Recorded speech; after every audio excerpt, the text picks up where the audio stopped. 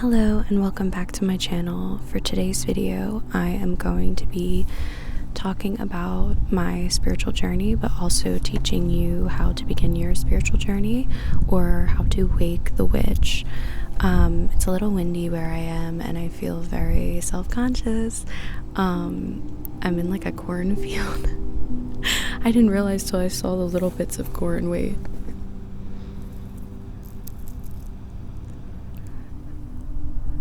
Like, what? I hear Ethel Kane's voice in my head. Corn is in our cars. Corn is everywhere. No, America runs on corn. Corn is in our cars, and it's in our bodies, and it's in our houses, and it's in our fruit, and in our snacks, and it's in everything. Corn is everywhere. God is like, I'm omnipotent. I'm everywhere. I see everything. The corn sees everything. But yeah, it's a little windy, so if the mic is picking up this, I'm so sorry. And I also can't really see myself. Yes. But we tread on. Okay. So I feel like spirituality is very close to a religion in which you practice it and believe in it, and it's something that you live by, or it is your morals and things. But I also think it's more than that, because I think it's really like an inner work. I think it's like working with your shadows and basically building yourself up and how to become a better person than you already are. You can start your spiritual journey during any season. Every season is beautiful to start a spiritual journey. I mean, summer could be so fun with the heat and how all the insects are out when you're going on walks. Spring is beautiful because every flower looks gorgeous. Everything's blooming. It's such a breath of fresh air. Fall is gorgeous. Fall can be really nice because the leaves are changing, and so are you. And winter can also be nice because just winter enlightenment, the snow. That's when I started mine, but it was very early into the year. Like, it wasn't December, but it was like January, February. I'm still unclear of when it started. I mean, I have like certain checkpoints where I'm like, yeah, that happened. Most spiritual journeys, if not everyone, or any certain action I guess we take, there's always a reason, right? There's always a cause, like what happened. But I feel like everybody still comes back to the same, like everybody is still the same in that, in where it's like you're tired of living the life you're living, you feel like you deserve more, you feel like you need to, you feel like you are more, let me wait for this plane to crash. I mean, not crash. Anyway, I'm going to share a little bit about my personal situation. And maybe it will sound familiar to you. For me, I was having a weird fallout with my friend, and I was just out of alignment. At the end of the day, that's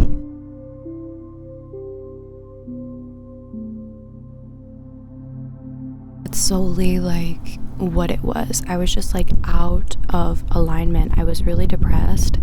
I lived my life like that for a while, for a long time, and I didn't know that, like, not that it was so easy to come out of, but I really didn't know there was this part of it. I didn't know that there was an other side. I remember not liking the way I looked, and I don't know, I was just having like, oh my god, the wind is so strong. I was having like identity problems. I didn't know what sort of person I wanted to look like or be, and I just didn't know how to dress, how to do my makeup. Like, everything was feeling so weird and not me, and I felt like I didn't know who I was or what I am, I guess, without other people. Yeah, so I was just in a weird spot in my life where like nothing made sense, and I was just over it. I was like, no, I need to change something, or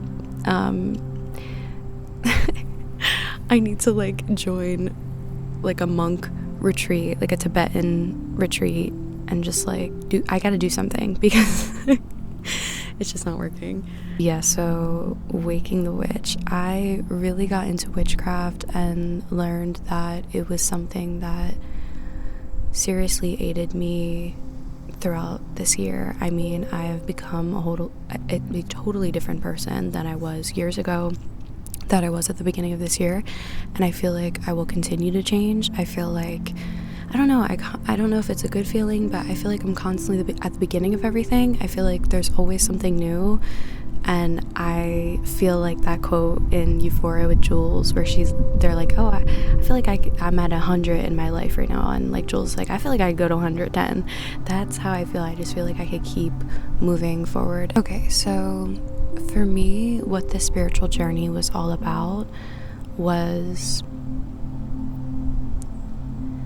me, for the first time in my life, being clear about my goals and being clear about what I wanted, and actually putting in the action and doing the work, building the foundation, planting the seeds to accomplish it.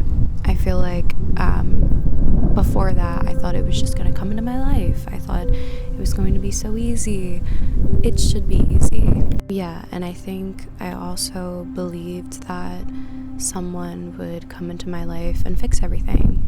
That, you know, someone was going to save me, but it's a harsh truth, but no one is coming to save you. I don't necessarily believe this thing. It's very windy. If I'm looking down, it's because I'm looking at my journal and reading off of it, but yeah, no one is coming to save you. I think that was a harsh thing I had to learn. It bothered me a lot. That statement bothered me. It doesn't bother me anymore. And it's not to say that, you know, you can't ask for help or people can't aid you in your travels, but you need to really work on yourself in order to just live a fulfilling life. I think, you know, other people can enter your life and help you, but to ask that of someone, to ask them to fix every single bit of you, is also incredibly selfish, and just, I just don't see it working. And even to like put the pressure on that person or to even ask that of someone is also crazy. I just think it's like, why would you trust anyone with yourself other than you? Does that make sense? This spiritual journey has been very isolating. I feel like I've had to go hermit mode. I think that's normal and true. Sometimes it scares me because I think it's kind of like culty or like a religion where, you know, it's just like very isolating and that's how they get you. But I think genuinely I had to step back, remove myself, and, you know, call back my energy, because I had been not meeting my needs for a long time. So I really needed to get right on my own time. So along my spiritual journey, I started doing glamour magic, which is something that made me grow even more beautiful throughout the year, inside and out. The inside reflected my outside, or the outside reflected my inside. I just had a whole new hopeful perspective of life. Like, changing your perspective is so important, and it's very difficult to get there. I've just started at the beginning of this year learning how to be a person, and it takes a lot. It's also something, this journey is something that, or even just meeting your goals, is something that you do alone, and, you know, a lot of people will see you just succeed when you do, or see you meet your goal and be like, how did you do that? Or, oh my God, it just comes so easy to you. But they do not know the steps that you had to take in order to do that. They don't know what it was like, how difficult it was, or, that you had to get from point A to point B. I feel like the wind is answering me. But, that's when I would listen to Cornelia Murr, Only You Know, like on repeat, because only you know what you've been through.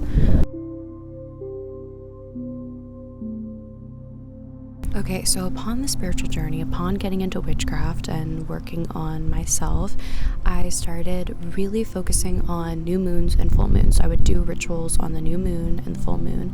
I would release what I needed to release, or, journal about how I've been feeling, what's bothering me, what I'm no longer doing on the full moons. And then on the new moons, I would manifest. And, it's all about coming back to yourself. It's all about really checking in with yourself, and that's why I just feel like journaling is so important. That's what I would really recommend, is sitting with yourself, talking through your issues, doing the shadow work, like acknowledging your shadows. And this is not to say that I am excellent at it, or I am what's like the hardest difficulty on like Guitar Hero. It's not to say I'm working my way towards that, but I'm still dealing with things. I'm still learning things. I'm at the very beginning of my journey.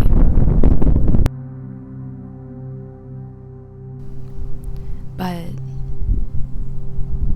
upon doing these rituals, upon working with myself, learning about myself, and healing, I believe that I got my confidence back. My beauty was reflecting on the outside. I loved how I looked. I will show a before and after of this year, or just like throughout maybe a few pictures. And it's like insane to see that, because I'm just like, wow. And it makes me really sad to know how sad I was before, and how I didn't know that I could get to this point. And I don't want to say that I don't go through anything, or I'm never going to go through anything again. That's just not true. But I feel like I have a different way of viewing my life and viewing my struggles, and I check in with myself. If I'm feeling doubtful,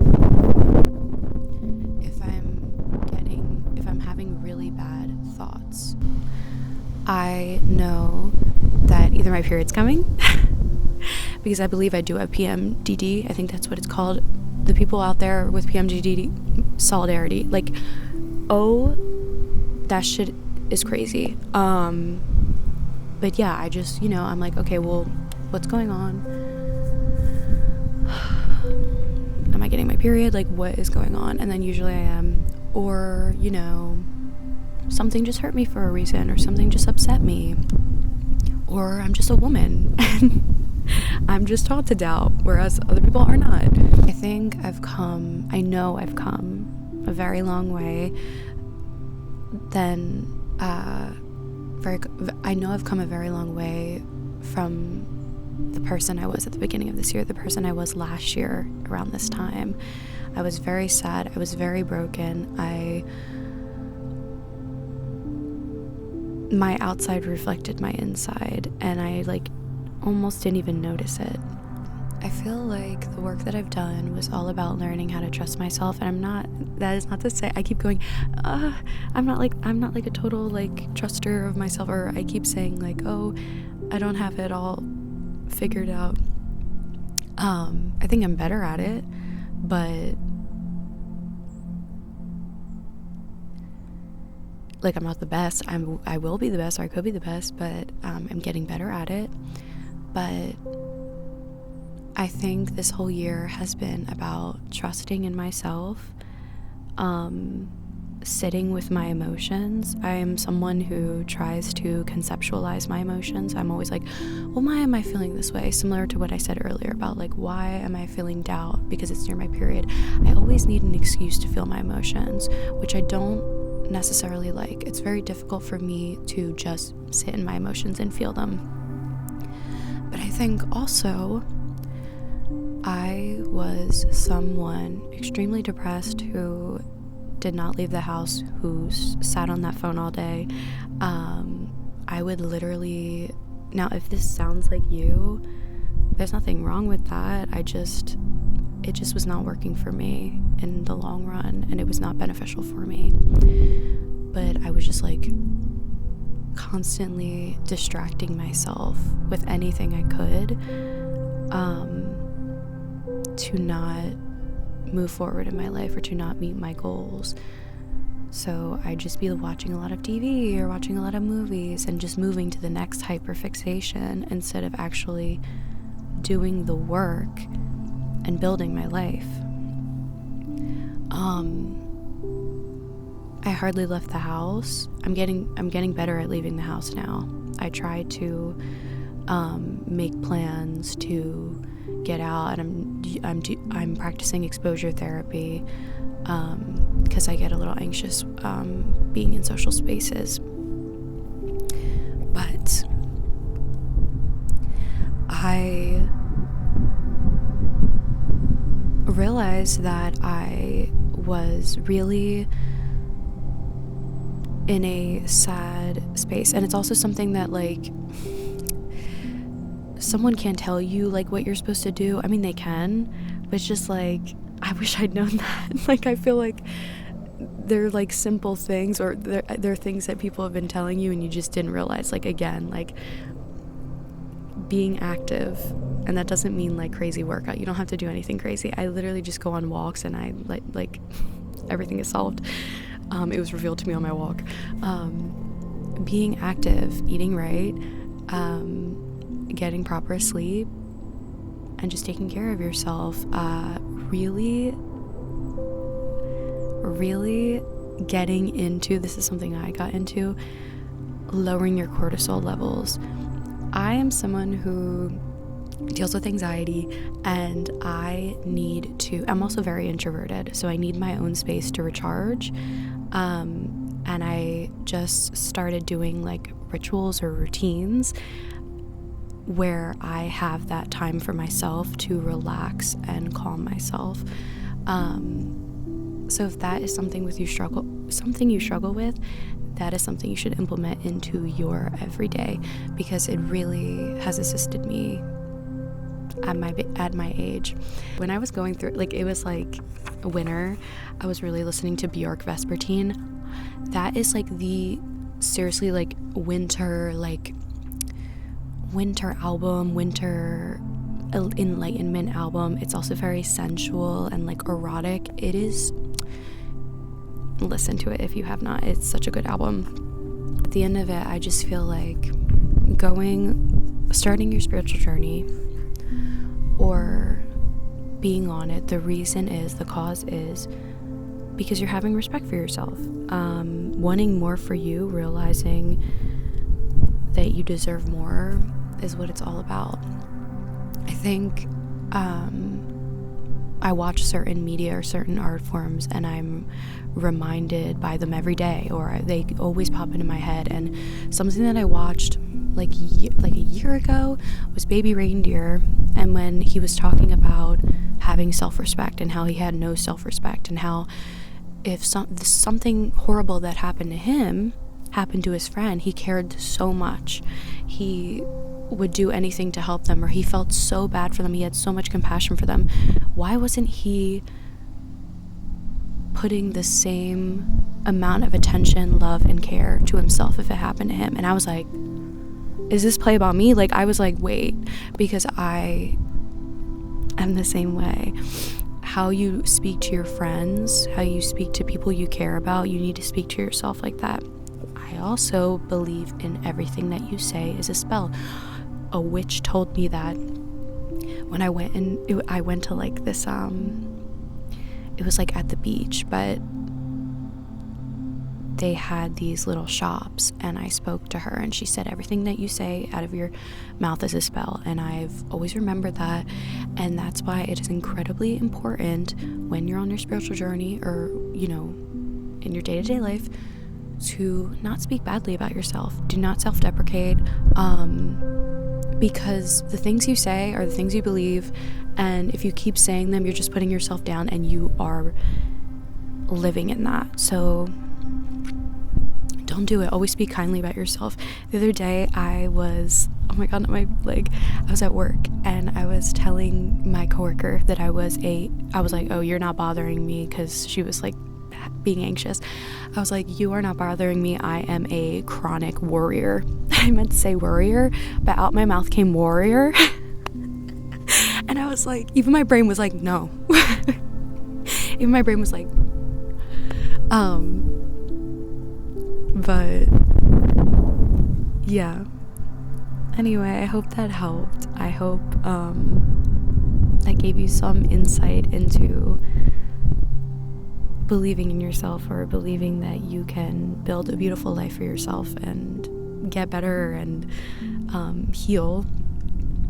I feel like after filming this, I'm going to come up with so many more things that I could have said, but yeah, just be kind to yourself and know that you deserve more. And if you're starting your spiritual journey, or if you're currently on one or whatever, or if you've been on it, or if you have anything to share, please share in the comments. I would love to speak with you. I really want to make this channel full of a coven. I want to build a community, because I've realized that the friends that I've had, I've not chosen them. I've waited. Think about it. Have you chosen have you initiated the friendships? Maybe you have for some of them, but I feel like all my friends, I have not chosen them. I've not initiated it. And I'm like, maybe that's where things went awry. So this is me building a friendship, building a community, building a coven of beautiful, kind-hearted people. So yeah, comment. I want to speak to you guys. I hope you speak to each other. I hope we build a beautiful community, and I hope you have a beautiful rest of your day. Hopefully you can hear through this and it wasn't too windy, but the wind was answering. I like to believe that the wind answers you. Exactly. Bye.